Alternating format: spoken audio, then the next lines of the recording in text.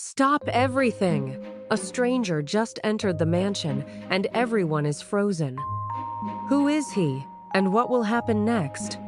Welcome to the most expensive engagement party of the year, where every smile is rehearsed and the atmosphere is filled with a thick layer of artificial elegance. Jane, the beautiful bride-to-be, glows under the spotlight, unaware that her perfect world is about to be crashed by a very unexpected and judgmental relative. Suddenly, the heavy doors swing wide open, cutting through the classical music and stopping every conversation in the room as a strange figure stands at the entrance. Enter Uncle Ukpabi, the self-appointed life critic, dressed in a suit that looks like it survived a war and carrying a shopping bag from a local market. His bright yellow flip-flops make a loud slapping sound against the floor, a direct insult to the quiet luxury of this high society gathering of the elite. The guests are frozen like statues, their champagne glasses halfway to their mouths, unable to process the fashion disaster that has just invaded their sophisticated party. Jane rushes forward, her face a mask of desperation as she tries to welcome her distant uncle before he can say anything too embarrassing to the guests. Jane greets him nervously, saying, "Uncle Ukpabi, you are just in time." But the uncle is already scanning the room with a look of pure judgment. He shouts, "Why is the air conditioning so cold? Are you trying to preserve the guests like corpses in a crematorium? I am freezing to death here." The life critic has officially entered the building, and his first target is none other than the groom, Victor, who looks like he wants to disappear. Ukpabi walks around Victor slowly, touching the sleeve of his expensive suit with a look of deep suspicion, as if he is inspecting a piece of trash. Victor tries to offer a polite handshake, but Ukpabi ignores it completely, focusing all his negative energy on the poor man's fashion choices and expensive tie. He yells, "Victor, where did you get this tie? Is it a surplus from the Air Force? Or a rope used for training chimpanzees in the jungle?" Ukpabi continues, "It is so long I thought you were planning to use it to skydive from the balcony if the wedding gets too boring for you." Victor stammers, "But uncle, this is genuine Italian silk. It cost a fortune." But Ukpabi is not impressed by labels or the high price tag at all. Ukpabi scoffs, "Italian silk? More like Italian trickery. You look like a fighting rooster that just barely escaped a massive forest fire with its feathers burnt off." Victor's face turns pale as sweat pours down his forehead. He can feel the eyes of every guest on him, laughing silently at his expensive, ruined pride. The critic moves on, his appetite for destruction only rivaled by his hunger for the free food laid out on the long, extravagant banquet tables over there. He arrives at the buffet, a mountain of lobsters and vintage wine that costs more than a small house, but the uncle only sees more things to criticize. Aunt Monica, the family's most arrogant socialite, is busy showing off her massive diamond ring to anyone who will look, boasting about its incredible value and clarity.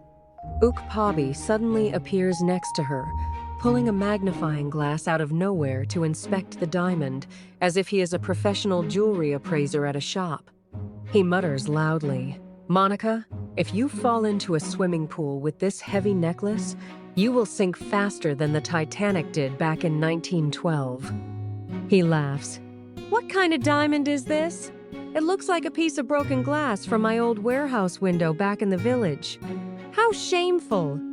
He then grabs a bottle of wine, takes a swig, and spits it right back, complaining that it tastes like fermented battery acid mixed with cheap vinegar. Monica is speechless, her face turning a deep shade of purple from embarrassment as the entire room watches her being dismantled by a man in flip-flops. He adds, "And your perfume, Monica? Are you trying to attract a husband, or are you using high-grade cockroach killer to drive all the guests away today?" Jane tries to intervene again, pulling her uncle to a quiet corner, hoping to talk some sense into him before the party turns into a complete riot. She begs him, "Uncle, please, this is the most important day of my life. Just be nice for 1 hour, for the sake of the family name." But Ukpabi doesn't listen. Instead, he stares at Jane's face with a look of sheer horror, as if he has discovered a crime scene on her skin. He reaches out, his finger inches away from her eye, and says, "Jane, these eyelashes, I swear, if you blink too fast, you will take off." He mocks her. "You will fly straight into the sky like a military helicopter. Why are they so thick? Are you hiding a family of birds in there?" Then he touches her cheek and adds, "And this powder! It is so thick I could plant a whole crop of potatoes on your face today." Jane begins to cry, her tears creating muddy tracks through the thick foundation, making her look exactly like the disaster Uncle Ukpabi is describing to everyone. The other relatives have had enough. They move in like a security team, ready to throw the old man out of the mansion and into the street. But Ukpabi is fast.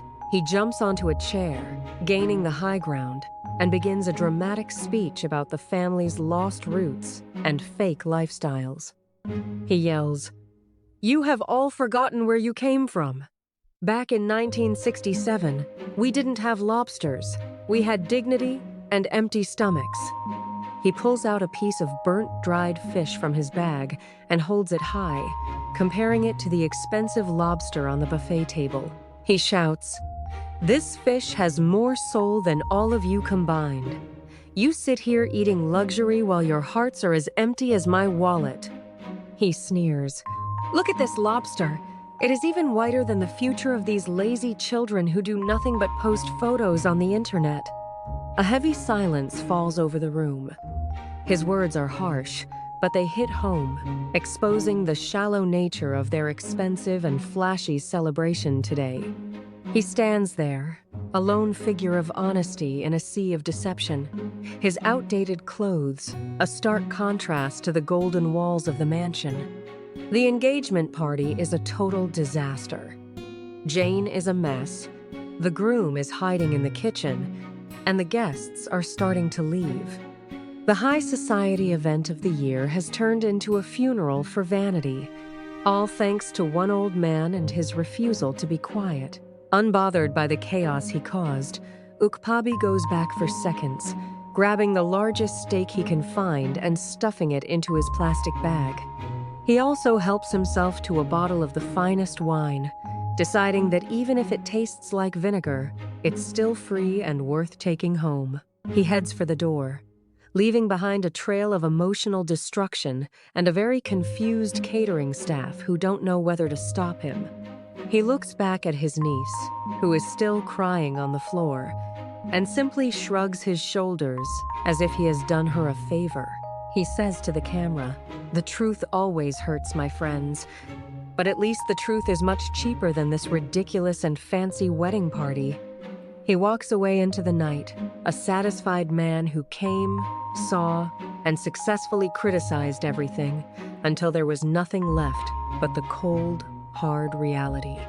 Inside, the mansion is quiet, the glitter has faded, and the family is left to pick up the pieces of their broken, expensive, and very fake dreams. Let this be a lesson to everyone.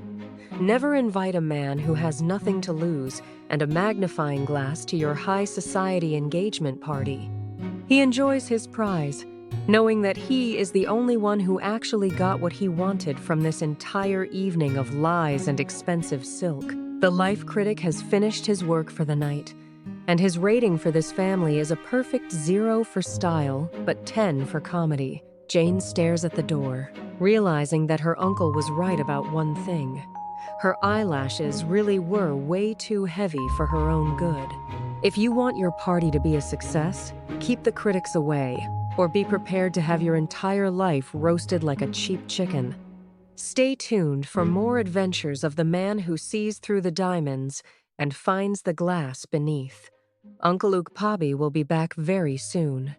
Gbabum! Another celebration ruined, another truth told. Don't forget to like and subscribe for more savage roasts from the one and only